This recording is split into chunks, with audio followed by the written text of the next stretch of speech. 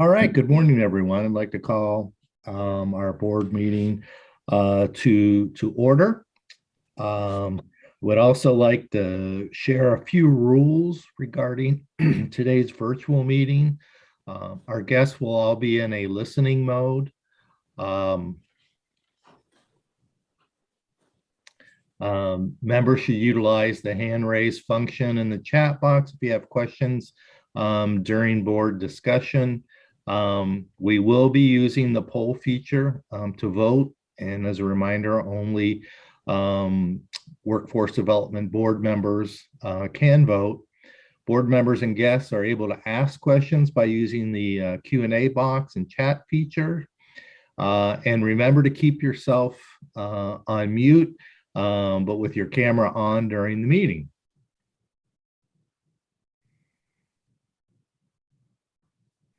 And at this point, I would like to entertain a motion to approve the board meeting minutes from our previous meeting.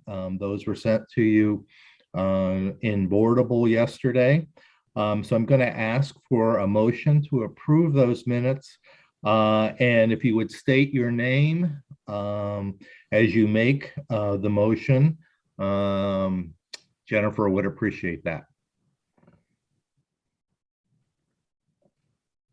This is Archie Williamson, motion to approve the minutes. And a second, please. This is Sean Grant, second. All right. At this point, everyone should see pop up regarding approval of those minutes. If you would please vote on that.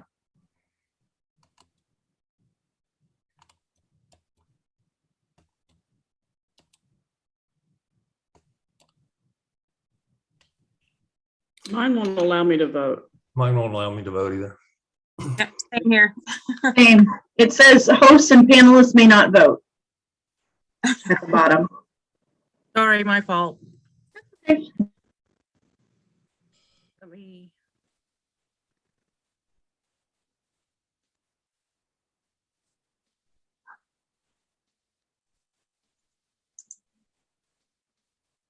Try now. I apologize. I missed a button. That worked, Jennifer. Thank you.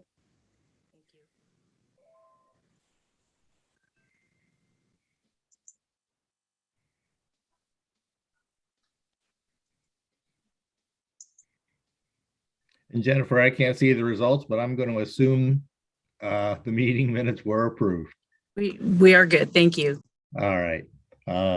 Next, we're going to move on to the Financial Committee report. Our money men, Sean and Mike, I'll turn it over to you. Thank you, Mr. Chair. We had a great Finance Committee meeting on September 15th, where we talked about the August 31st financials. I'm not going to steal any of Mike's thunder here, so I'll let him provide us some detail. I would just comment that overall, 2 months into our fiscal year, we're in a strong financial position as an organization. We've got some additional dollars that Mike's going to talk about that came in, and some more additional dollars that we're expecting in the next month or so. But Mike, I'll turn it over to you to provide some detail. Okay, thanks, Sean. Yeah, as you notice with our cash, we have $2.9 million cash on hand, which is obviously a larger balance, significant increase from our June cash balance, and larger than we normally carry.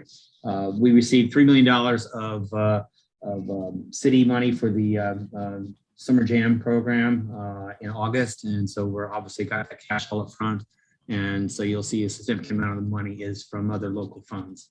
We still have some money left also from the county skill boost, and also some money from the EDGE program, the Restoration Academy. So a significant portion of it is local funds.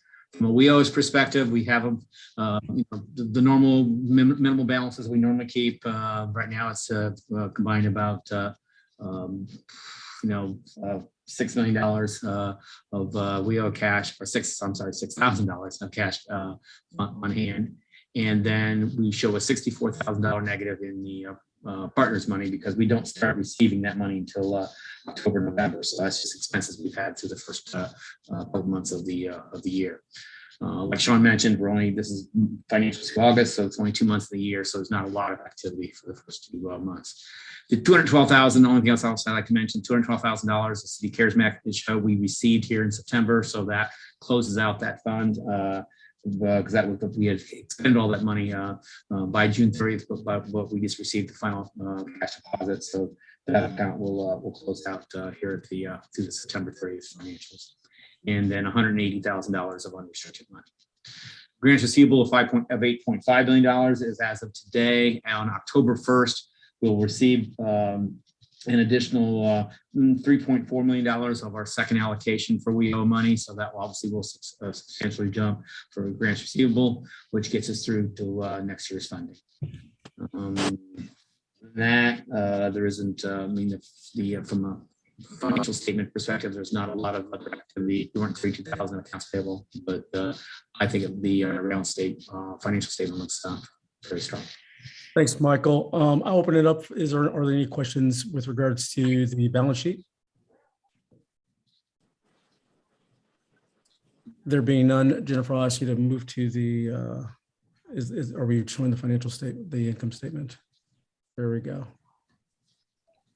Again, we're 2 months into our fiscal year. So, when you look at the expenses in that right-hand column, year-to-date percentage of budget gives you an indication that we're on target with our spend through a couple months. Obviously, these numbers are going to change, but from a revenue perspective, we're on target. And from a program expenses and OMJ operational costs, we're on target. Mike, any other additional color you want to provide to this? No, not at this point in time. It just is pretty much, like I said, very early in the year, but it looks really good in what we had budgeted. That being said, are there any questions related to the income statement through the first couple of months here? Not a lot of highlights as we're revving up for the rest of the year, but open up for any questions you might have.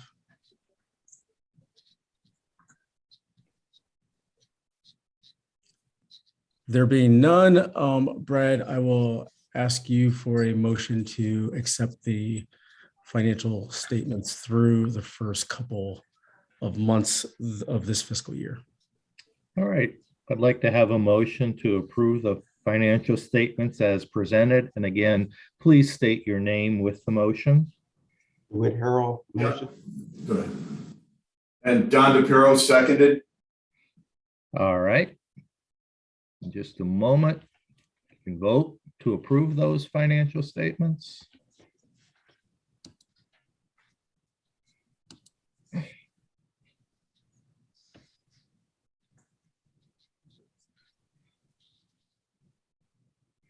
The financial statements have been approved. And now we will move on to our annual board awards.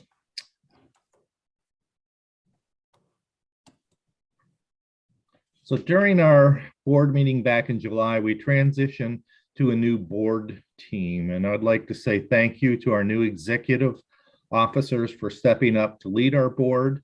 Jim Negron is going to be our vice chair. Unfortunately, Jim is recovering from some surgery and is not with us today.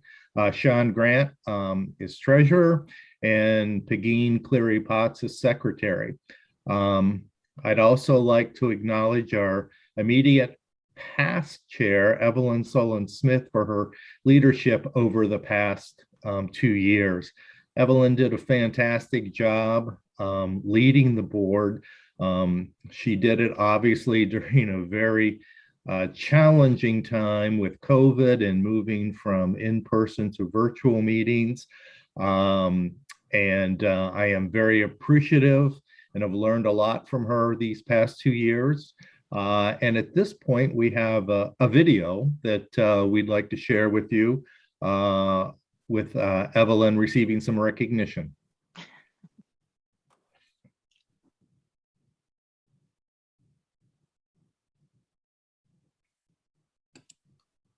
Oh, Jennifer, you have to share the sound.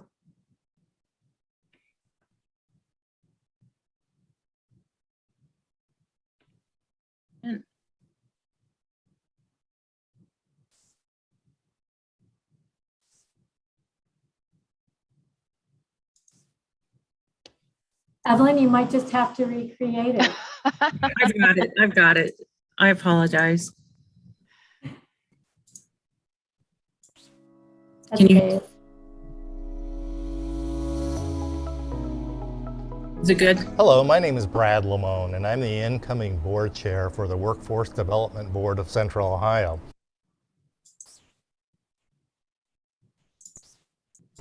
And today I'm here to recognize Evelyn Smith for her leadership and guidance as board chair for the past 2 years of the board. Evelyn has been an inspiration to me.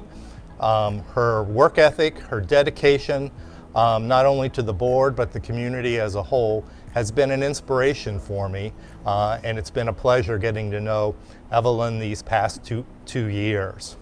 So Evelyn, on behalf of the board, I would like to present you with a ceremonial gavel. I want to also present Evelyn with a photograph from the ribbon cutting ceremony that occurred earlier this year. And so Evelyn, I want to present you with that photo. Thank you so much.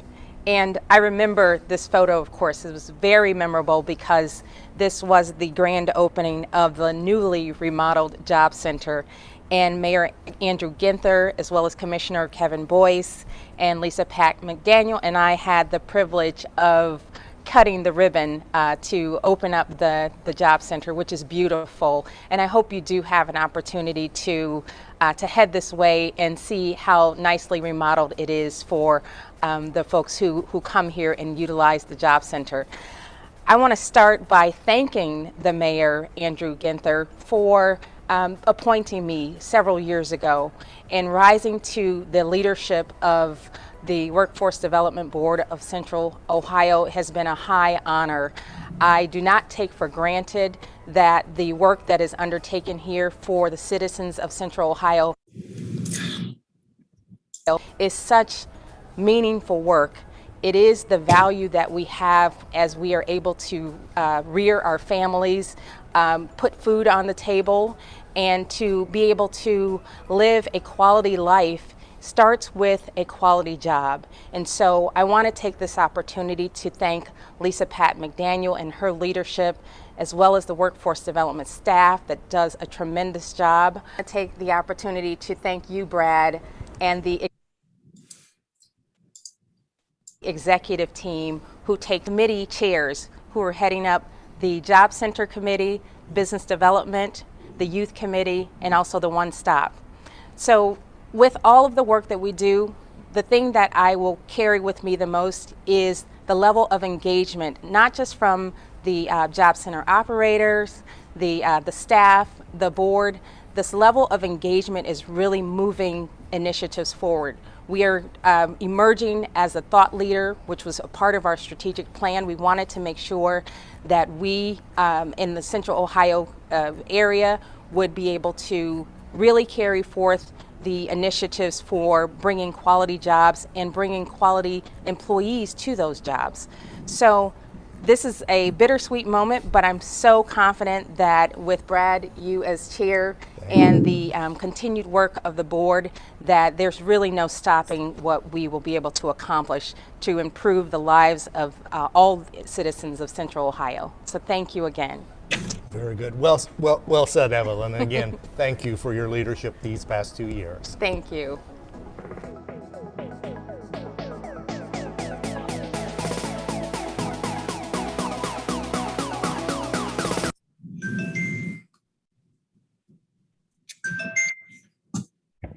Okay. Evelyn, again, thank you for everything you've done for the organization. I have some big shoes to fill, but I'll give it a try. Next, I'd like to move on to the Sue Duty Community Service Award in Workforce Development. This award recognizes an individual, an organization, or a business that has demonstrated an above and beyond commitment to the cause of workforce development in Central Ohio, as exhibited by the award's namesake, Sue Duty, owner of Lindy's, a community leader and a previous member of the Workforce Development Board who believed wholeheartedly in helping people reach their best life. This award was established to honor her legacy.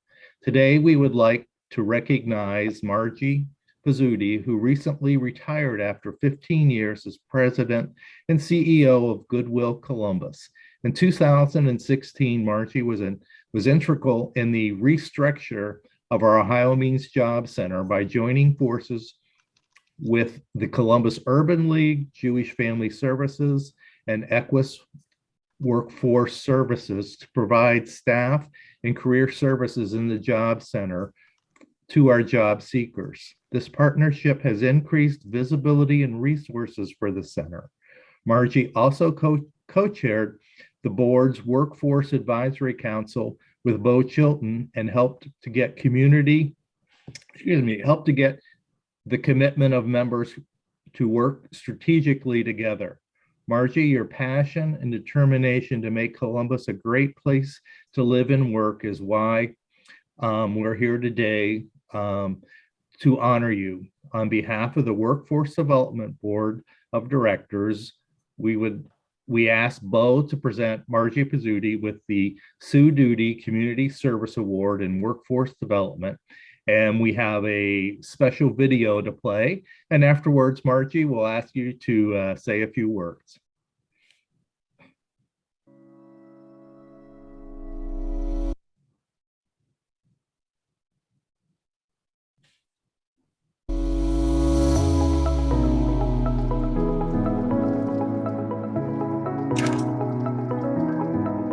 On behalf of the Workforce Development Board of Central Ohio, I am very proud to present this year's Sue Duty Award in Community Service and Workforce Development to none other than Margie Pizzuti. Marge, thank you for being a tremendous leader in our community. Thank you, Bo. Sue Duty was an entrepreneur, a philanthropist, and she truly believed, with the thousands of individuals that she employed, that she was committed to assuring that individuals could learn, grow, and advance and live their best lives. Both with her service for many years on the Workforce Development Board, as well as in service on many other boards and committees. She and I served together on the Action for Children's Board and many, many others. Honored to have worked with Bo over the years. And the work that we did through Goodwill and other agencies really underscores the collective impact that we've all had together. So thank you for this incredible award. I'm deeply honored and privileged to have received it.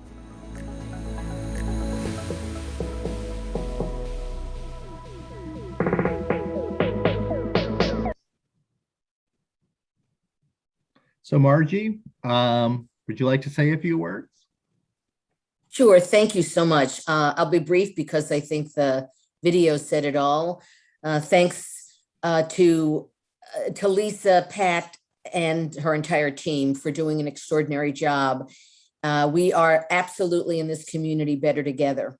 And I think the work that you do and your team does and this board does speaks to that. And to Bo, my brother from another mother, it's an absolute joy working with you and with all the members of the Workforce Advisory Council. I think we've made meaningful progress and looking forward to seeing the great work continue through the Workforce Development Board. So thank you so much. I'm proud and privileged to receive this award. It really means a lot to me. Thanks. Thank you, Marjorie. As you know, the board could not do its work without the support of the board. We'll try again. Without the support of the Franklin County Commissioners and the Mayor and the City Council of Columbus. Two of our elected officials who have been champions of the workforce development and the board are stepping back from elected positions, and we want to recognize their contributions and support of our work. The first is County Commissioner Marilyn Brown, who served as commissioner for over 14 years. She championed workers' rights and livable wages, among other issues, during her time in elected office, and took a personal interest in the work of the board. While we will miss her leadership, we wish her the best with the next chapter in her life. Unfortunately, our video of Marilyn we had some technical issues with that. But again, we want to extend our thanks and appreciation to Marilyn Brown and the work she did as a county commissioner for 14 years. I do have some pictures to share, but for some reason my computer is frozen. Oh, no. Nothing's working. Just give me a moment, please. I'm hoping that all this makes you all a little bit excited to start to meet in person eventually here. So hopefully in the next couple of meetings, we'll be able to meet in person. And then, of course, that doesn't mean that our presentation wouldn't still freeze. So there we go. I don't have an answer why that's doing that, but hopefully we can keep going. There we go. Yeah, Jim was very excited to give Marilyn the award, present the award. And as Brad mentioned, Jim is recovering from surgery this morning. So he was hoping to feel better so he could at least voice over, but he's not, so. All right. Next. Why don't we move forward? Council member Priscilla Tyson has served on council for over 14 years. Among many other accomplishments, Council member Tyson chaired the Workforce Development Committee focused on job training.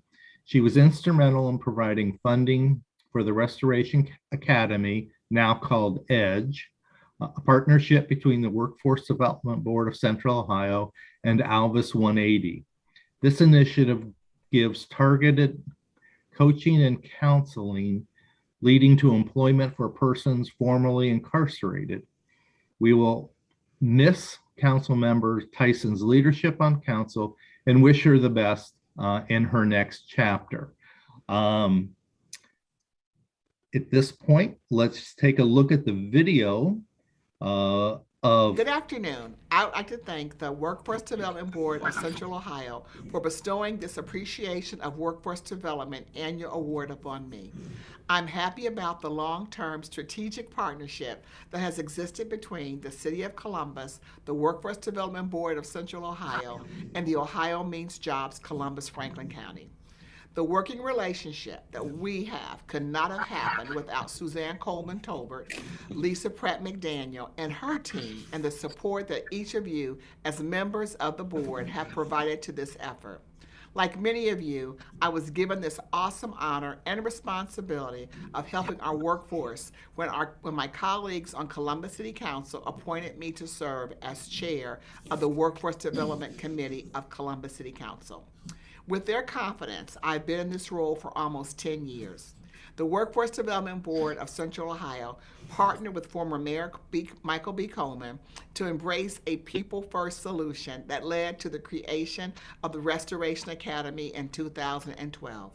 This program was managed by the city with the support of the Workforce Development Board of Columbus, Ohio until 2019, and produced 180 graduates who completed a 6-month paid experience on the job training and supportive wraparound services, leading to permanent, family-sustaining employment and jobs, which averaged $14.26 cents per hour.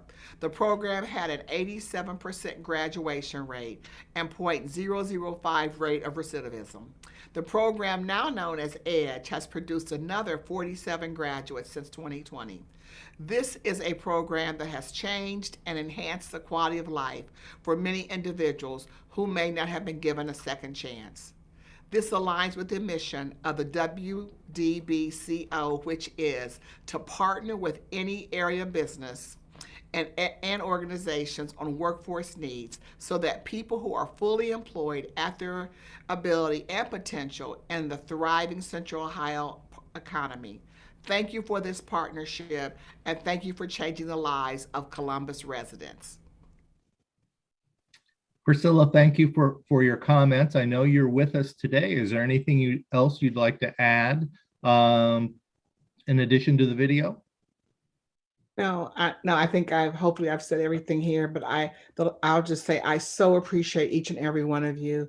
I know that you did not have to decide to serve on this board, but being on this board, you have made such a difference in the quality of lives of individuals. The only way people are able to truly move forward is to have a workforce salary job. And each of you have committed to ensuring that all residents have this opportunity to be able to get that job and then to be able to take care of their families and live a better quality of life.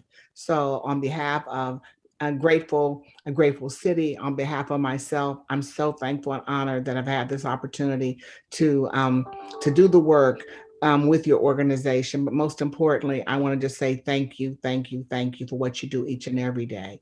Thank you so much. Thank you again, Priscilla. Now I'd like to turn it over to Brian Morris, who is the chair of our Business Solution Committee, to talk about our businesses of the year. Brian? Good afternoon.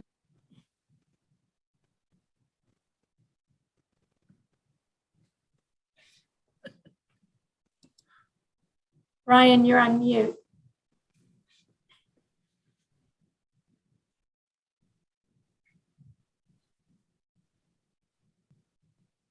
You missed some fascinating stuff. There you go. All right. Key part of our work on this board in the Business Solutions Committee is to develop what we call sector partnerships. That's going to enable businesses with similar goals and within the same sector to work together to solve and identify workforce problems. And our board is taking a leadership in that.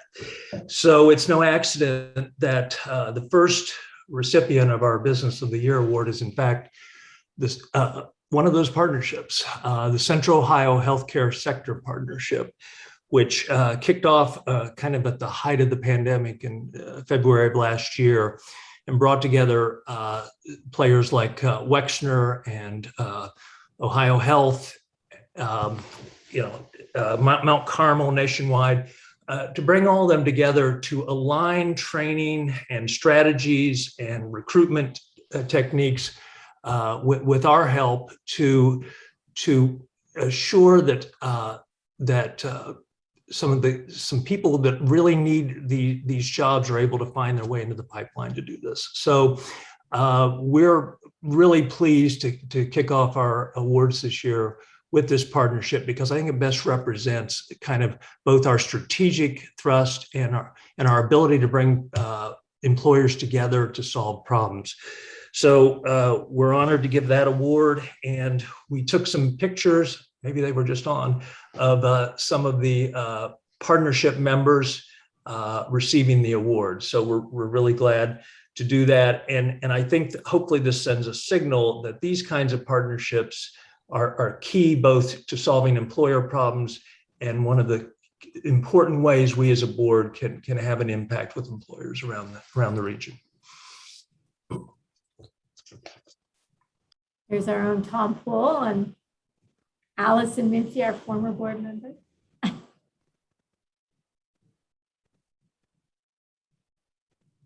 Rachel, who's also attending this meeting. She's one of our attendees today, I saw.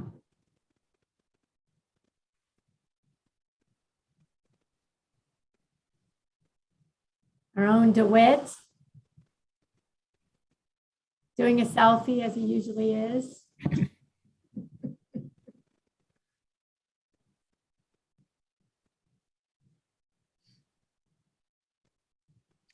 Okay, Brian, thanks for the update on from the Business Solutions Committee. Next, I'd like to turn it over to Matt Habash, Chair of the Job Center Committee, to talk about our Job Seekers of the Year. Thanks, Brad. I mean, when you think about, the amazing partners that we have, as the agencies that do the work with our customers, the elected officials and the companies that just got highlighted, it all comes down eventually to who are the folks that we're really trying to help. And our Ohio Means Jobs, Columbus, Franklin County Job Center is the heart of what we do to advance work in Central Ohio. We're proud to have community organizations represented in the Job Center that provide service to our clients to help them on the path to success. The staff at the center work with job seekers who have had challenges with finding their next career opportunity. Often they come into the center feeling defeated from countless hours searching for jobs and preparing for interviews, only to not be offered the position. The team at Ohio Means Jobs, Columbus, Franklin County are not just staffed in the center, but an extended support system for everyone who walks in the door. Today, we're happy to recognize 2 job seekers who have worked hard with our team to land their next opportunity, Rodney Stringer and Salam Tekla. Rodney has been incarcerated and struggled with finding employment. His strong work ethic and skills landed him a job with a major construction company as a supervisor, enabling him to purchase a home, clean up his credit, and purchase other things he needed. But then Rodney was laid off during the pandemic. So he came to the job center, to work with the talent development specialist, Kim Watkins. In the process of looking at 3 HVAC schools where he could be trained, he was offered a position as a carpentry instructor at $50 an hour by one of the schools who learned of his skills. He credits his mother with inspiring him to turn his life around. Rodney says, "It is my hope that not only job seekers are able to read my testimony, but employers as well, and as a collective effort, help and learn how to eliminate barriers that exist for those who are looking for a second chance in gainful employment." Before Salam's current position, she had been working as a coordinator as a small learning center, and before that, she worked at a quality analyst for a food facility, which is where she originally found her interest in software engineering when she wanted to know how the software that ran large production lines operated. This past year, before starting Tech Elevator, the pandemic had made her situation quite difficult. She was furloughed from her job due to the pandemic, and any prospects of continuing her education had been put on pause because she was not able to work. She came to the job center and worked with Kim Watkins to develop a plan. She attended Tech Elevator. The program was challenging, but she says she thoroughly enjoyed everything that she was learning. Currently, she is working at PNC as a software development associate with a salary of $60,000. Salam says, "I am so grateful for OMJ and Tech Elevator because with this job, which is just the start of my career, I can buy my parents a home, support them in retirement, and with my position being fully remote, I will be able to fulfill my dream of traveling internationally once the pandemic is over." 2 amazing success stories. Thank you. Thanks, Brad. Back to you. Thanks, Matt. 2 great stories that you just shared with us. Last but not least, we want to do some staff recognition. And Lisa, I'm going to assume you have a few words to say. I do. So I want to talk. Carisha is here with us, and so is Eric. And we appreciate them coming back because we've told them they're part of the family. They can't leave, kind of like the mafia, right, guys? And I want you to know that Carisha, although she started her new job, she has actually been working for us for free for the videos we were able to do. She working in the middle of the night, literally, to try to get videos for us and get them produced, and she's not leaving us high and dry. Many of you know Carisha, you know, especially those of you who were on COWIC's board know that Carisha has been in workforce since 2011. And when I showed up here on my first day, I had 5 staff members. Carisha was one of them. And actually 4 staff members and me made 5. That's where we were when we first started. Carisha started as my executive assistant, but I knew that she was using her marketing communication skills on the side. And I thought, well, that's silly. We need that. And we had the opportunity to let her grow into that position here and fly so much that she's had so many job offers. I just want you to know, I fended off as many as I possibly could. But I think that this one with Future Ready is just a fantastic opportunity for her and time for her to fly out of the nest. And I think in the first week she was there, she already put on a great event as they announced their strategic plan. So I just want to make sure, without crying, thanking Carisha for everything she did. So I don't know, Carisha, if you want to say a few words, you can. Yes.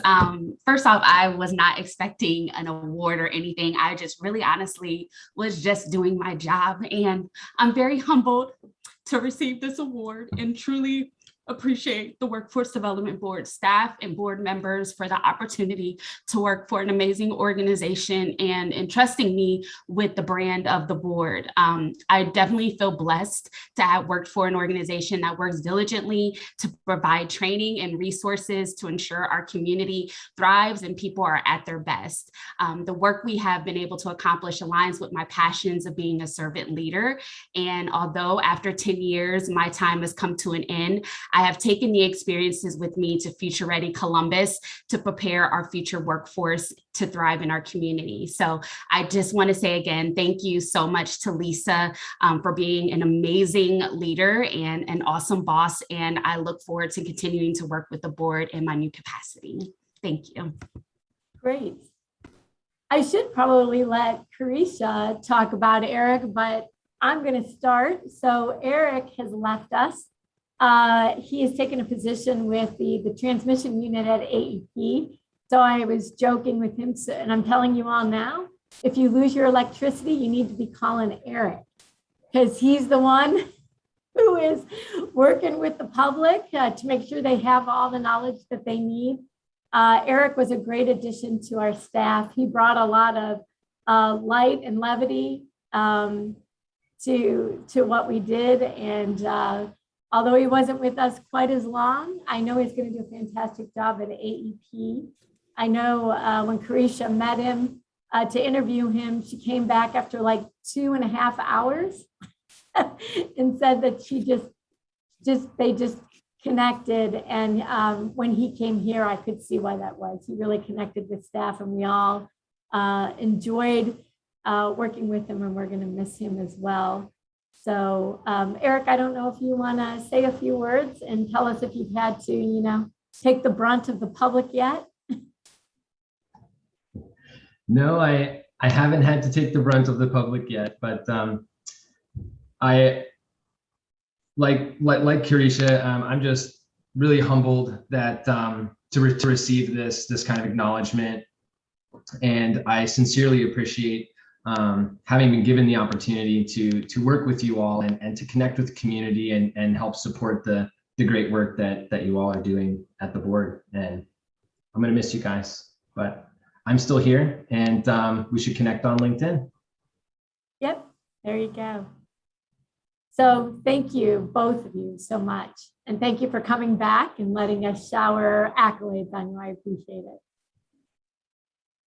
Okay, back to you, Brad. Okay, that concludes the annual awards we wanted to talk about today.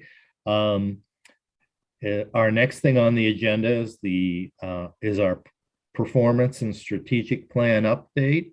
And Kier Scott, I'm going to turn it over to you to give us an update. Good morning, everyone. You may know, my name is Kier Scott, and I'm the Policy and Performance Manager. Today, I want to give you all an update on our results-driven contracting that we have embarked with Equus and our 2 contracts, the Job Center Operator and the Career Services contract. Next slide, please. So in the past, contractor performance was rarely tracked in a meaningful manner. And what I mean by that is contract management tends to focus on compliance instead of performance improvement. And with us typically holding our grantees accountable for their inputs and what they do around their activities rather than their outcomes and their impacts. In this new program year, beginning in July, we wanted to identify specific desired outcomes, procuring, and then also contracting for those outcomes. With one of my primary roles to actively monitor and manage these contracts to achieve outcomes, and in our case, making their profit conditional on the success of their outcomes. So we identified 4 main areas in which we can leverage this concept, this pay for performance or results-driven contracting concept, and areas where we can make a meaningful impact both for and outside of our WIOA common measures. Those being the things that are listed here. Of course, the direct impact on our WIOA common measures, directly addressing the Franklin County labor force and the local economy, broadening our service delivery to encompass more job seekers, and then putting a larger emphasis on not only employment, but high paying jobs and jobs in high priority sectors. Next slide, please. Our first strategic priority is the direct and indirect impact of our WIOA common measures. So for the sake of time, I won't dive deep into what our preliminary annual performance was for this last performance year. But what I might say is that we have purposely added metrics that will impact our WIOA common measures. For example, in program year 20, for our adult program, we had 100 people exit and 58 of them had a credential. Or we as an area had a positivity rate of about 58%, which is above what we negotiated with the state, which of course is good. But hold on to that example. Next slide, please. So if we take a look at the career services contract, one of the metrics we are paying on or tying payment to is the ability for us to have people enroll and complete training. Using a pay for performance model, we have set the minimum level of people who must complete training before we begin performance payments. That number is about 150 people. Using that metric, we hope to see not only more successful completing in-demand training, but we expect this to have a direct impact on that WIOA credential attainment rate that I touched on in the previous slide. Of course, this is just one example of the direct impacts on our WIOA common measures. There are a few, but the other area we wanted to prioritize was people who had additional barriers to employment or priority populations as defined by WIOA. Those are individuals with who are low income, veterans, individuals who are basic skills deficient, and locally people who have or have reported a disability. Lastly, we wanted to increase all job seekers' access to high paying jobs and employment in our locally defined high priority industries, which are IT, healthcare, logistics, and construction. And as you can see sort of in the bar charts here, as of September 14th, where we are starting in the month of August, we are off to a great start. So I just want to thank the Equus team for your partnership and your hard work on this. We're really, really excited. Next slide, please. In addition to the career services contract, we also placed a high degree of performance outcomes on the job center operator contract. For the job center, we place a higher emphasis on delivering more services to specific zip codes that we have identified or that have been identified by the community to be in a higher degree of need. And more specifically, we focused on communities hardest hit by the COVID-19 pandemic and communities that had an average household income that was less than $62,000, I believe. We also wanted to prioritize customer satisfaction, of course, with the belief that more job seekers are likely to have, we're more likely to have a higher retention rate with job seekers, or just generally more foot traffic in the community. And of course, as well, to inform our patterns and our practices at the job center. Lastly, we put a large focus on the overall count of unique visitors. We wanted to make a larger impact in the community. Of course, this will help us identify how well we are penetrating the labor force, more specifically under and unemployed individuals or job seekers. Next slide, please. So as discussed on the previous slide, I love visualization. So I wanted to create a map to show our engagement within the community and to show where we are impacting those communities in the most need. So what I referenced before. And what I did was I put a layer over a map to show the 2020 average household income. And the communities in brown are the communities where the average household income is below $62,000. The black circles show the varying degree of impact. The largest circles are where we are making the most impact with job seekers. So I guess the larger question is, are we getting clients from those priority zip codes that we talked about on the previous slide, and the communities with the most need? Short answer, we're off to a really great start. So thank you again, Equus and Job Center staff. Next slide, please. So the last strategic priority of the pay performance model that we are sort of exploring here is the impact on the broader Columbus economy. So WDBCO and Ohio Means Job Center are uniquely situated in that we have the ability to invest in workforce development that directly impacts and influences our local economy. And what I mean by that is if we take a look at the unemployment rate, just since July, we see that Columbus's unemployment rate, like most counties in Ohio, has had a lot of fluctuation. And as we all know, the unemployment rate is a key indicator of our local economic conditions. So using pay performance and the Job Center, we are able to directly impact the local unemployment rate by investing in evidence-based and results-driven solutions. Next slide, please. And I guess seen in another way, you can see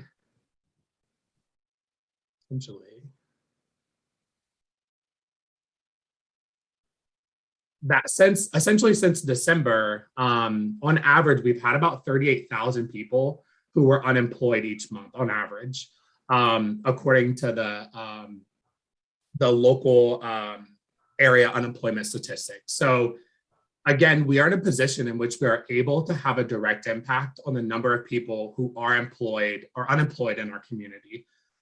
Leveraging the pay performance model, we are not only able to use evidence-based strategies to get more people employed, but again, people employed in high-paying jobs in high priority sectors, or both. And then next, in addition, and I already kind of touched on unemployment a little bit, but if we look at the unemployment insurance claims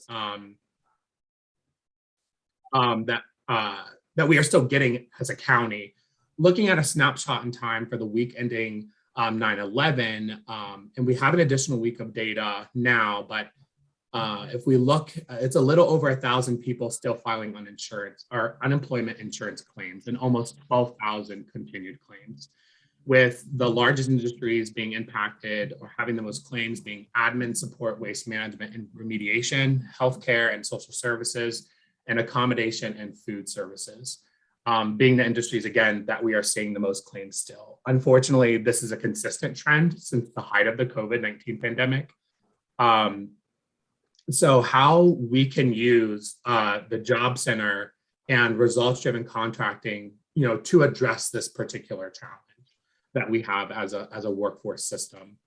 As evident in prior slides, the Job Center has expanded their strategic outreach and engagement to any person in Franklin County who has filed an unemployment insurance claim. And there is outreach in communities, again, that were the most impacted, similar to the map that I showed above. Once these individuals are engaged, the Job Center team, they do a really good job at evaluating and providing critical services for dislocated workers and other job seekers to get reemployed. As a result, we are able to give them performance-based payments on their ability to effectively engage the local workforce development system. It looks like my presentation, Jennifer, could you push 2 slides ahead, maybe? I'm trying. It keeps taking me to your Power BI instead of the next slide. Let me try. Okay, no, that's okay. I'm working on it. I apologize. I'm going to stop. No, that's perfectly okay. So the next slide that you will all see here in a second is it was just a slide to show our overall labor force and how it's changed over the course of the year. It's a line graph that shows since January how our labor force is either increased or decreased or fluctuated. And the only thing that I will point out specifically with this is as we directly and indirectly influence our local economy through evidence-based and results-driven solutions and get people to work, we will have a direct impact on the total number of people employed, which may seem obvious, but of course, resulting in tangible progress for our Central Ohio community. And lastly, I guess in conclusion, we are happy to announce that we've made our first performance-based payment to Equus Workforce Solutions on the career services contract for the month of July. And as you saw, in prior slides, or as I kind of talked to them about, we're beginning to see tangible results, which is really, really exciting. And I and Lisa and anyone who's working, specifically on this project, we fully expect to see more payments sent out for both the months of August and September. The next round of performance data that we will have for this particular project is due in the month of October.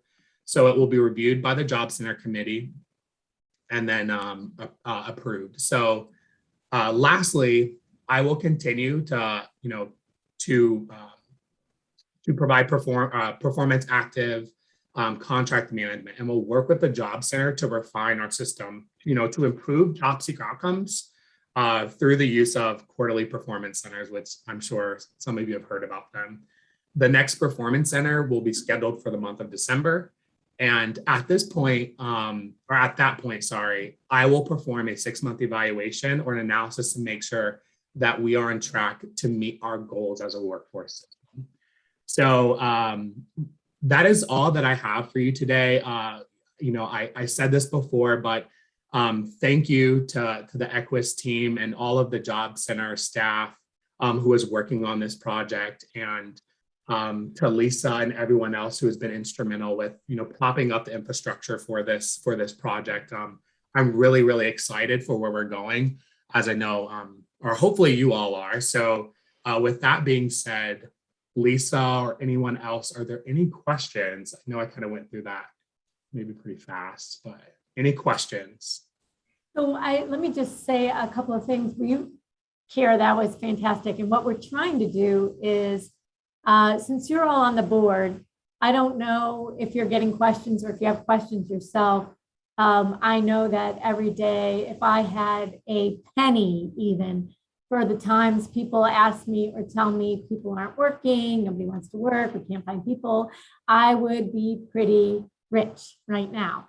So I want to equip you all with the information that we have, so you know where things stand, and then what our own strategy as a board and staff is as we're moving forward here. So I'd like to know if you have any questions for Kier, or if there are things you want to know that we can bring back to the board, given the very strange time we're living in right now. Hey, Lisa, it's Jim Schimmer. I was curious about whether we could see these slides somewhere, if they could be put into a file. I was curious about the zip code data and how that looks. Sure. I believe the presentation will be in Boardable, so you'll be able to see that.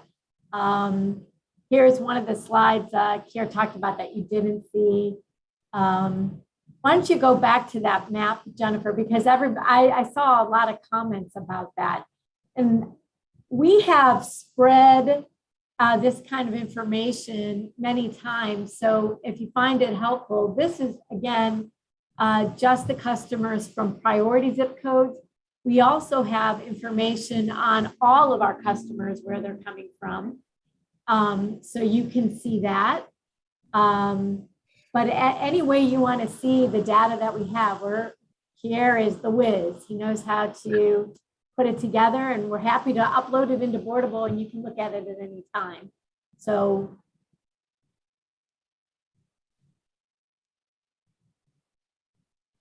Yeah, and the only thing that I'll add is the amount of data and things that I have access to, and can visualize and do any sort of analysis on is pretty abundant. I have access to a lot of information that we can obviously use to be strategic in everything that we do. Lisa kind of already touched on this, but of course, this is only the 377 is just the customers from our priority zip codes. Whereas we've seen at least September 14th when we met, we were close to about 1,200 unique job seekers.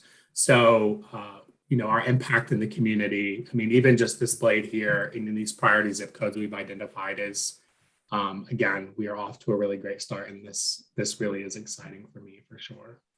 And this is without us doing the outreach we did pre-pandemic, right? So, as things start to lighten up and we can start taking the jobs mobile out again, as we start re-engaging the libraries now that we're sort of on a normal operation, there are libraries in all of these zip codes. And our original strategy was to partner with those libraries so people could access us from the library. They wouldn't necessarily have to come to the job center. So as we try to reignite those initiatives back, as the pandemic, allows us to, we'll even have more people. But this is only for the first quarter. Isn't that right, Pierre? So yeah, this is just for the first, it would be for the first 2.5 months. So July, right, August, and not even a full quarter yet. So, and you can kind of see on here, just as a note, right in the middle, there's a little blue tag. That's where the job center is located. So then, obviously that puts into perspective where our impact is. So although the job center is, situated right there, our impact, it expands all of Columbus and communities that, surround the job center. And the other thing I want to tell you is that 377 people have come to the job center for help. So when people are saying people don't want to work and poor people just want to sit at home, I'm telling you, 377 of them came to our job center. And we're not the only ones working with people to help find employment.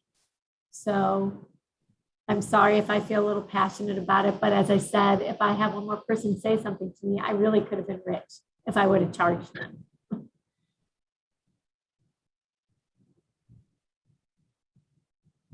Any other questions for Kier? If not, Kier, I think the word I want to use is wow. Your passion for this information is just so apparent. And on behalf of everyone, just want to thank you for the job you're doing and the meaningful data you're providing to us. So again, thank you. Next, Lisa's going to talk to us a little bit about our virtual meeting policy. I am. So we are just under the deadline for having to have a virtual meeting policy in place. The legislature, as you know, passed the budget. It allowed workforce boards and only workforce boards to have virtual meetings officially now that the executive order by the governor has been removed.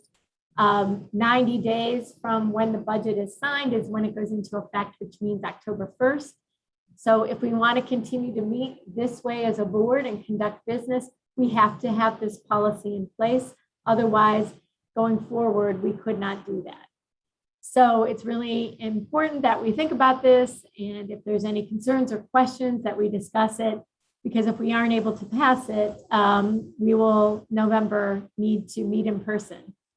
So the things that I want to point out, the policy is in Boardable, so you can take a look at it.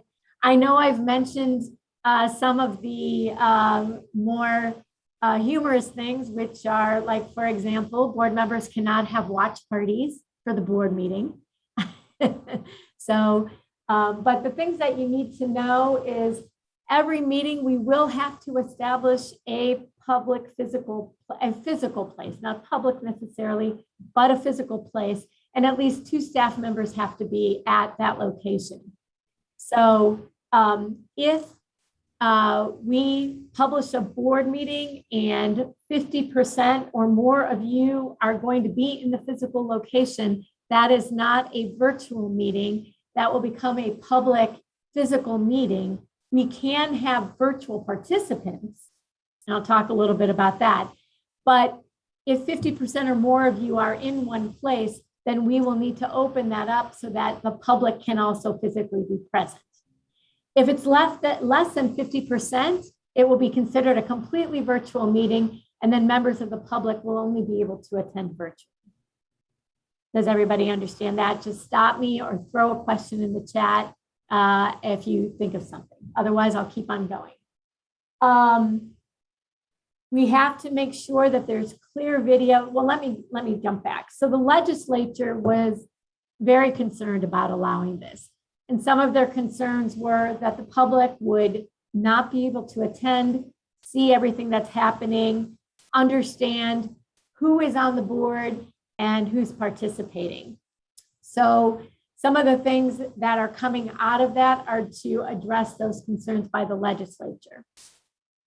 So if you are participating virtually, whether you just happen to be the one-off person who needs to participate virtually or everybody is, you have to be able to have clear video and you have to remain on camera.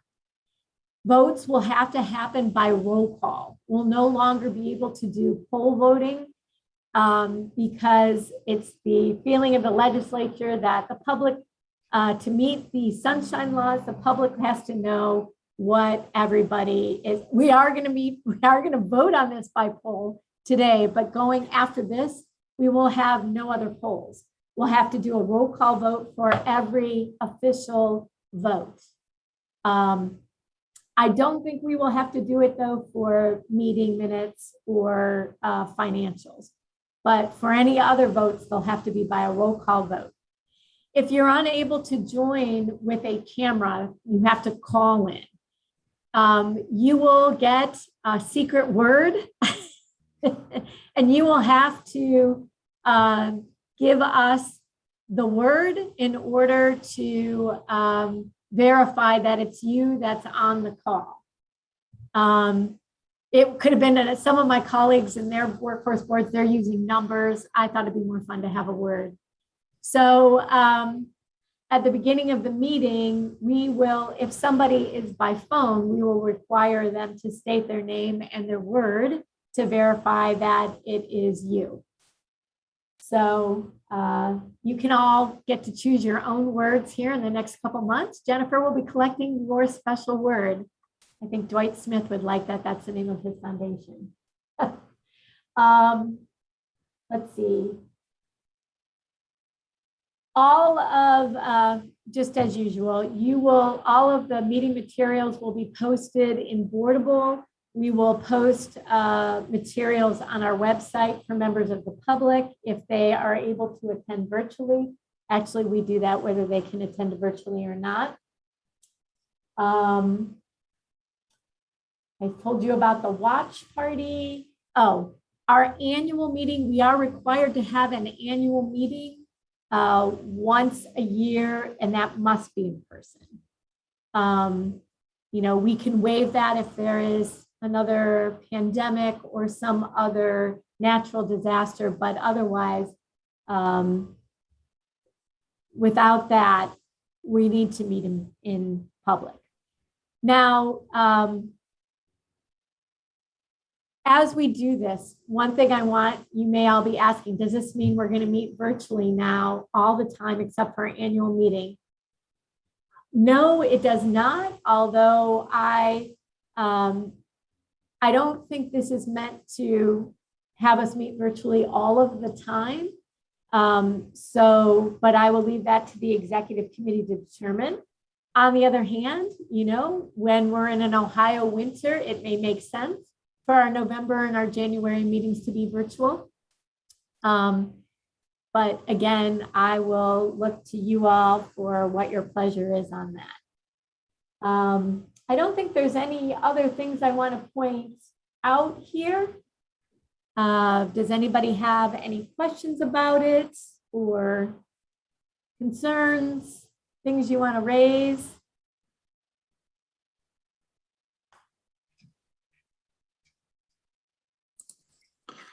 Lisa, this is Bo. Sure, Bo. I do have a question. Are we subject to sunshine laws and open meetings, open records? I ask only because my agency, we're wrestling with this question about whether or not we're required to have in-person meetings or we're permitted to do virtual meetings. And there's conflicting information out there. And I was just wondering how we're wrestling with it here at WDBCO. Yeah, so we were required to meet in person. We are subject to the sunshine laws because we have the federal funds that come through the state. Right. And we had to have, but our authorizing legislation, the WIOA legislation, the federal legislation, when it was passed in 2014, it encouraged workforce boards to have a virtual meeting policy and be able to meet virtually. And that's really primarily because of, the more rural boards where people are coming from like 8 counties over. Yes. But the state had to give us permission to meet virtually, and it was specifically. And so that's why we had to go to the legislature to specifically get that permission. And in this budget, there were other organizations that tried to get that permission, but only the boards stayed in the budget. And I think that's because our federal WIOA legislation allows it. So gotcha. I do think for you, Bo, I do think though at the state level that they are giving some thought to that and whether the sunshine laws should be opened up. So for example, a community action agency who also gets federal dollars can meet virtually ongoing, but technically, and you should get your legal counsel to tell you this, but as of October 1st, anybody who's subject to the sunshine laws should be meeting in person, I believe. Okay, great. I'll follow up with you on the specific language that gave you permission. Thank you. Yeah, so I think that this policy addresses all the concerns that the legislature had about allowing it, meaning that people will have to see your faces, people have to hear you vote on items that require an official vote. The public is able to register and attend our meetings. So I think I've hit all of the things that I heard them say to me when I educated them about our need to be able to do virtual meetings. Are there any other questions?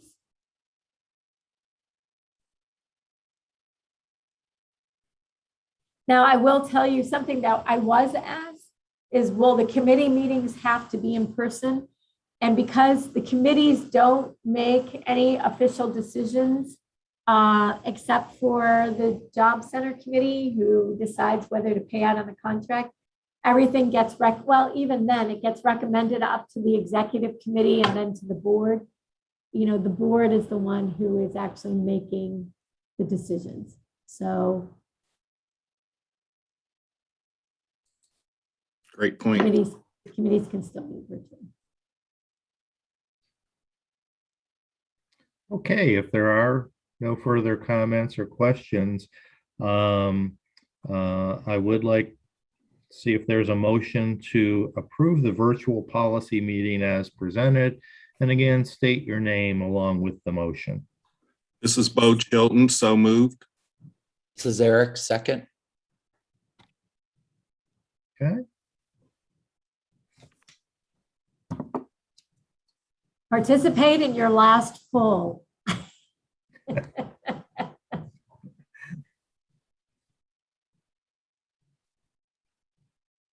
And last time with my camera off, right? Apparently. That's right. This is the last time with your camera off. Okay. That motion has been approved. And at this point now, let's move on to our committee reports. And I'll ask Brian Morris to begin with Business Solutions. Hey, thanks, Brad. So what we're working on with Business Solutions is we're continue to be in the process of creating what I'd call an infrastructure to assure that we have the information and connectivity we need to develop and run programs that meet the real needs of business. And so I put that into 4 broad categories. We want to create business-driven programs, and part of I saw Steve Dakin responded to Kier's presentation by saying, data are our friend. We want to enrich the pool of data by finding ways to use Salesforce and other tools, social media to really kind of in real time evaluate what businesses need, how they react to our programs, how they react to our services. So the Business Solutions staff, Opal and her group, under working with us and Nicole Needler as the vice chair, are putting together benchmarks for developing systems to track, analyze, and report better data on our business contacts. Another one of our goals is to ensure equity and inclusion. So we've asked the Business Solutions staff to identify ways that we can work with groups like Urban League and others to make sure we're reaching both minority-owned businesses and those businesses that have a strong, big number of minority employees. We want to make sure that these become frontline projects for us, and that we're taking leadership in that area. The third area that we explore is what we call thought leadership, which is essentially we as a board want to be a convener and a clever source for workforce solutions around the entire region. And so that means groups like working with social media and convening groups of workforce leaders to be able to do that more effectively. That allows us to collect more data and allows us to share some insights in the process. And then the fourth area is engagement and collaboration. And an example of that, I think, was the award earlier, the Central Ohio Healthcare Partnership. That's one that was led by us in large measure, and has kind of put us as a board at the center of the work with some of the biggest healthcare employers in the region to collectively strategize about how we solve problems and identify resources. So those are the 4 areas we've worked on.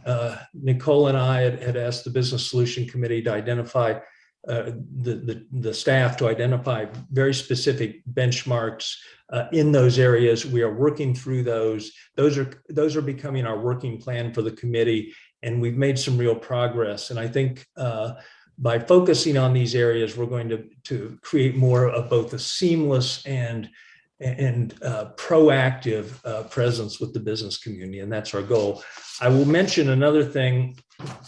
The Employer Advantage Program, which we're working with in the city of Columbus and others. This was kind of pandemic fueled, but part of it, the main goal was to create ways for employers to use this pandemic moment to train and retrain their employees to better serve as they go forward, to make sure they're credentialed, to make sure they have the support they need so that they can work both in this environment and hopefully the post-pandemic environment. Companies that are the next round of this, by the way, of the Employer Advantage Program closes tomorrow, and so there's applications in the pile, but some of the ones that have emerged so far are like the Cleary Company, Zoco Design, Sunrise Food, and one example I think is very important, Starting Point Learning Center, which is a childcare operation. And childcare nationally has taken a real hit through the pandemic.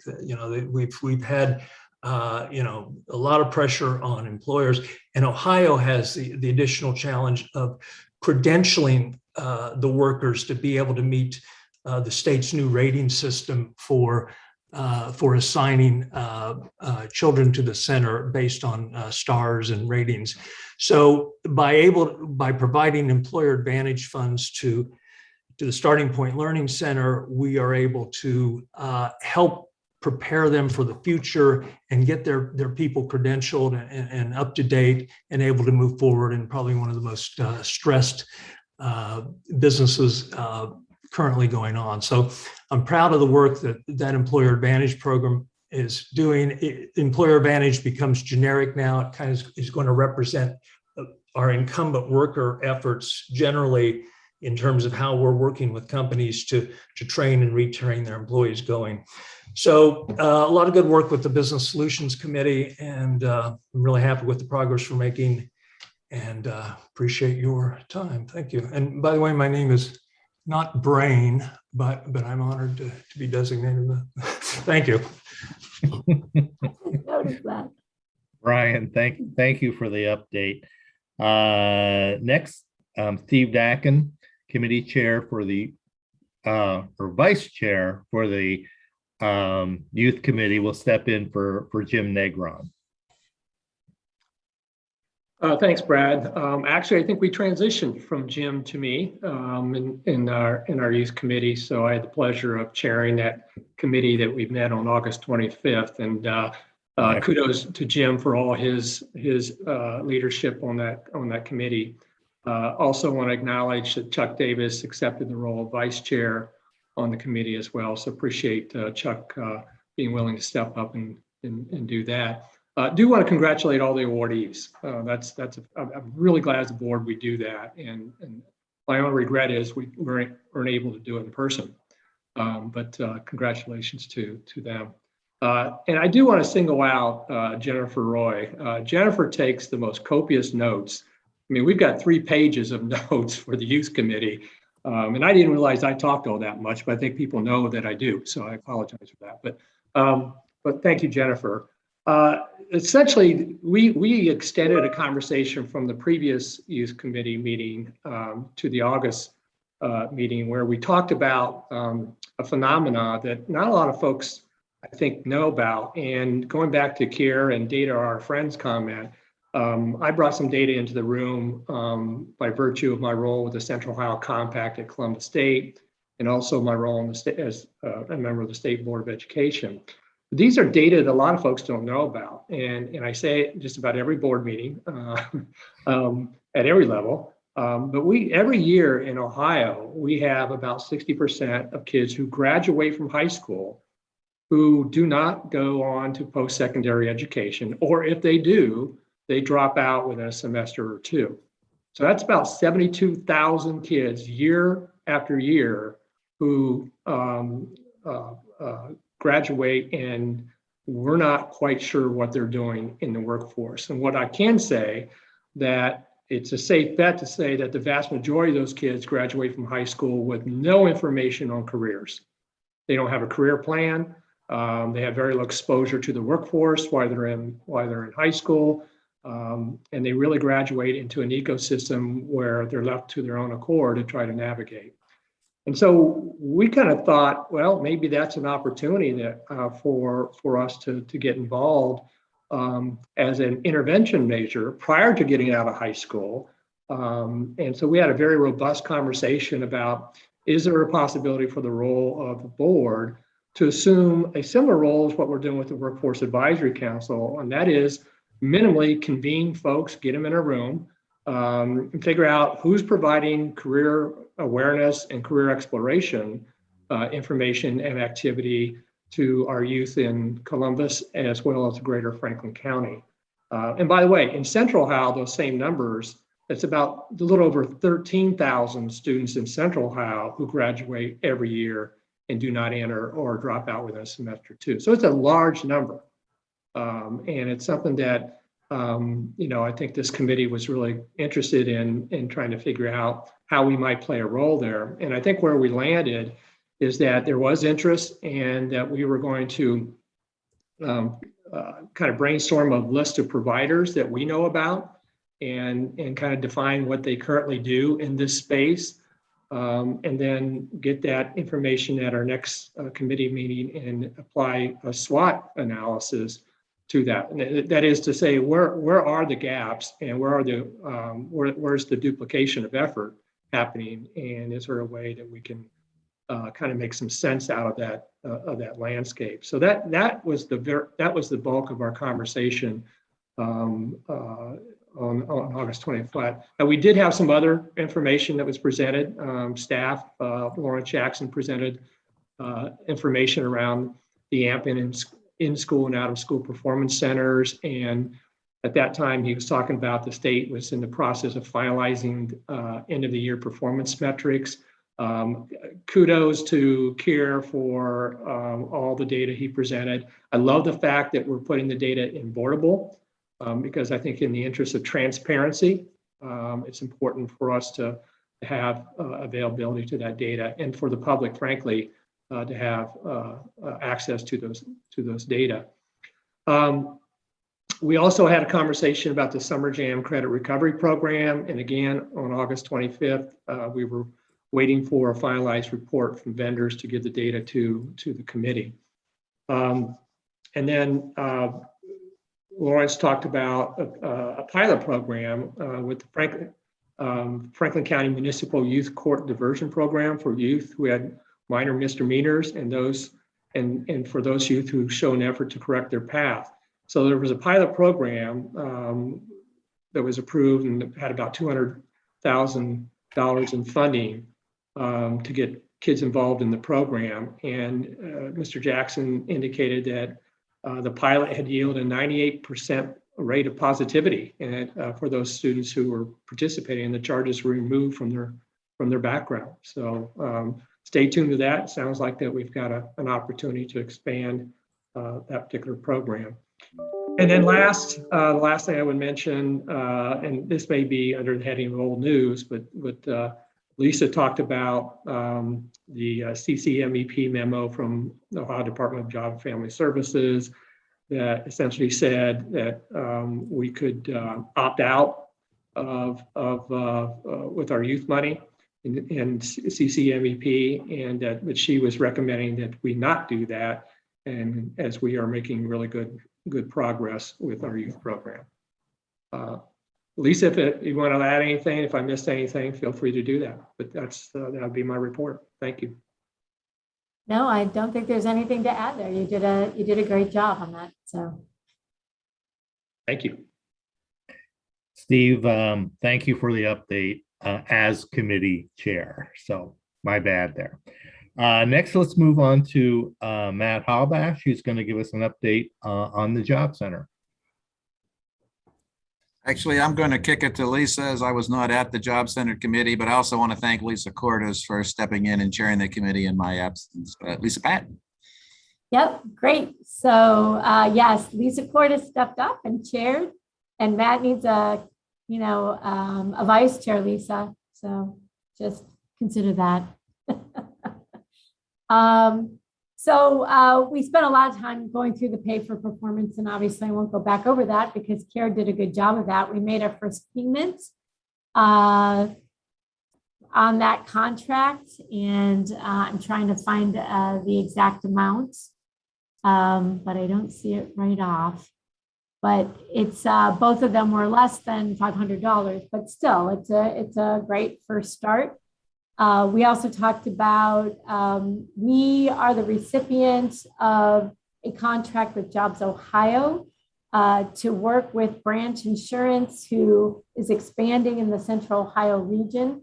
Our contract is to help recruit and train applicants for their positions as customer service, insurance agents, because they are required to get the license. And we are then turning around with that contract and putting it with the Ohio Means Job Center and Opal, our business solutions group, to execute on that contract. So Scott talked about that. Shannon Stinchcombe gave an update on the workings of the different job initiatives we've got going on. Our initiative with Udacity, where we are in a second pilot with them to see if we can, again, recruit people who are eligible for WIOA funds and to get nano degrees. And we also talked about, we had the money we got from the county for the Franklin County Skills Boost, and how we're spending that down by incenting people to come in and get training and get better jobs. And so that's what we spent the majority of our time on. But really the big news out of there was actually making a decision to make our first payments on our pay for performance contracts, both on the career side, well, mostly on the career side at this point. So there you go. Okay, thank you, Lisa, for that update.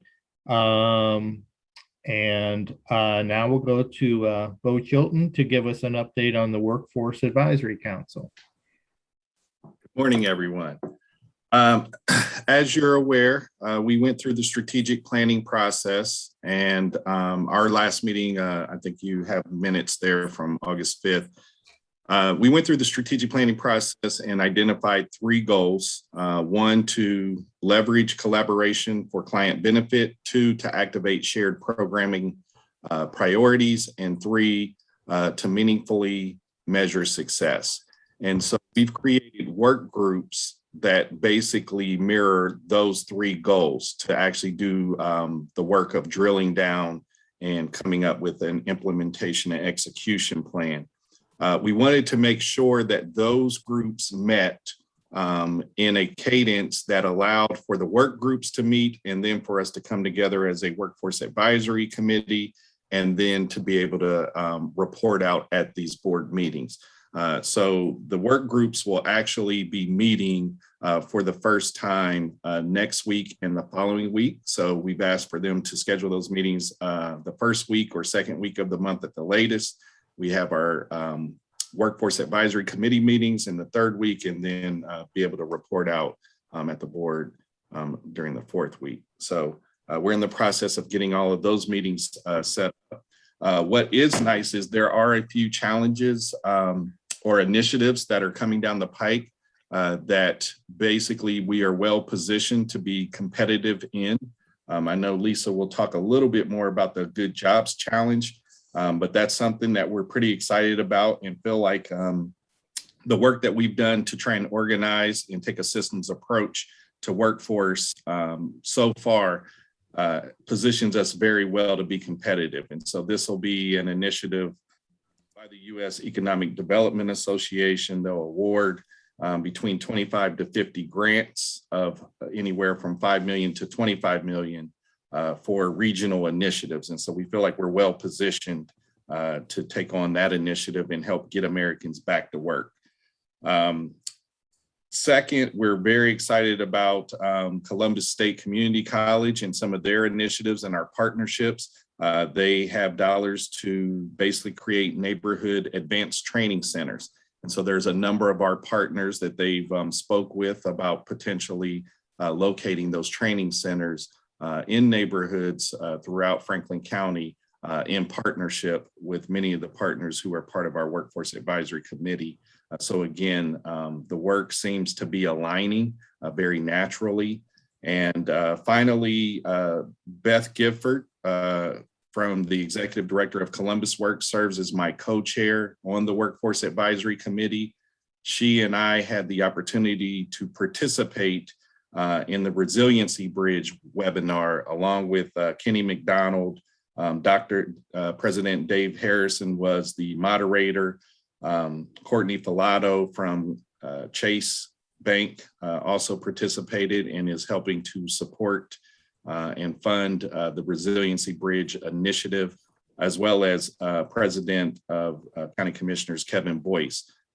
They are also supporting this initiative and participating in the panel discussion. And so we had a very robust conversation yesterday about Resiliency Bridge, which gives us the opportunity to connect housing with workforce, making sure that we keep people stably housed and give them the opportunity to get the credentials necessary to obtain a family sustaining wage to be able to support their family. So we're excited about the work that's taking place. We feel like we are in perfect alignment to take this systems approach. And fortunately, there are a lot of resources coming down the pike through the American Rescue Plan, and hopefully through an infrastructure bill that will come down later.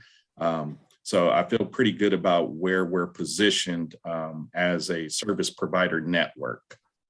With that, I'll answer any questions that you may have. I just want to add that the Workforce Advisory Council has really gelled, and they're really starting to execute on their strategic plan. And thank you, Bo. You've been a fantastic chair of that. And we already know that Margie was also instrumental in that. And now Beth is stepping into Margie's place. So I couldn't be happier with the way we've all stuck together and agreed to work together. Thank you. All right, Bo, thank you for the update. At this point, Lisa, we're coming back to you for the CEO updates. I know we're on the stretch. So let me just tell you about a few new grants we've received and a few grant opportunities we're acting on. So one thing that we have received, we've received an $800,000 grant from the Ohio Department of Job and Family Services. It's focused on helping to make the Ohio Means Jobs, our job center, a hub for pre-apprenticeship, so that the pre-apprenticeships in Franklin County, those could be located in high schools. Those can be located in some of our community partners, like Building Futures, for example, to making sure that those pre-apprentices matriculate into actual registered apprenticeships. We're especially focused on Apprenti, who holds a registered apprenticeship in IT, different IT solutions, and maybe looking at trying to build some registered apprenticeships in potentially healthcare, places where there are not registered apprenticeships. Kelly Wallace, who works with us on staff on contract, he's heading up that initiative for us. So I wanted to point that out. I don't know that money actually hit our financials yet. It hasn't, but that'll be another $800,000 coming in for us to do that work. We partnered with ReadySkill. ReadySkill is the app that our own board member, Matt Habash, conceived, and then the Mid-Ohio Food Collective sponsored. They are now their own separate entity, I believe. Matt, certainly jump in when I'm wrong. Nick Davis is heading up that initiative. It is an app that will allow job seekers and different community organizations who are providing support, as well as potentially employers, to interact with a job seeker as they're on their journey to getting employment that ends in a living wage. And there was an opportunity with the Department of Labor to apply for a national dislocated worker emergency grant. That's just how they do all of their dislocated worker, really, in the end, has not much to do with it. It's a $3 million grant. We partnered with ReadySkill and Smart Columbus to see if we could pull down $3 million for system improvements, is the category we used. So we just applied for that. I don't anticipate we will know whether we were awarded until more like January. And then the Good Jobs Challenge, Bo referred to that. The Good Jobs Challenge is an economic development agency at the federal level grant opportunity substantial money, as you heard him say, between 5 million to 25 million. We will be working with the Workforce Advisory Council, Columbus State, One Columbus, and the wider kind of community to figure out what would make a really good application for that. If the application itself isn't actually due until January, so there'll be more information coming on that. But essentially, the point of that grant is to create, to shore up the workforce system in an area, help develop sector partnerships. And as you've heard several times now today, we have our healthcare sector partnership. There are other sector partnerships. There's a Central Ohio Manufacturing Partnership. There's the logistics, green, which is a sector partnership. There's, we have also are supporting what we call whole building maintenance sector partnership. And the idea is to work to create jobs by working through sector partnerships. That's all I can tell you right now. We're looking to have a planning meeting on that here with the help of our partner Columbus State here in October to see what it might look like. So we're pretty excited about that. You already know about the staff changes since we recognized Carisha and Eric. We currently have Carisha's position posted, the Director of Communications and Community Engagement. If you know of anybody who is interested in that position, please have them send a cover letter and their resume to me. Right now, we're looking to close that by October 1st, but if you have somebody you feel very strongly about, just give me a call. Certainly look at applications after that Friday date for the next week for sure. And then we have some really good candidates right now, actually, but we're looking for who can step into Carisha's shoes. That's hard. So I just wanted to put that out there. And that's all I'm going to talk about today. You'll see that I had, hopefully you all had an opportunity to read the CEO update, which I sent to you pre this meeting. I will mention that we are embarking on a new way to communicate. I sent you a deep dive on the Ohio to Work. We're going to every other week start sending you an email that will have a deep dive on some initiative or thing we are doing or our staff is doing, so you can get familiar with all of that. They'll be short, but enough that if you want more information, you can certainly reach back out to me. As we do this over the next 12 weeks, I'll be very interested to see if they're helpful to you. If there's other things you want to know, please let me know. We want to make sure we're providing you with the information you need to know to participate on this board. So, and that's all I have to say. Thank you. All right. Lisa, thank you for those updates. At this point, is there any old business that the board needs to discuss?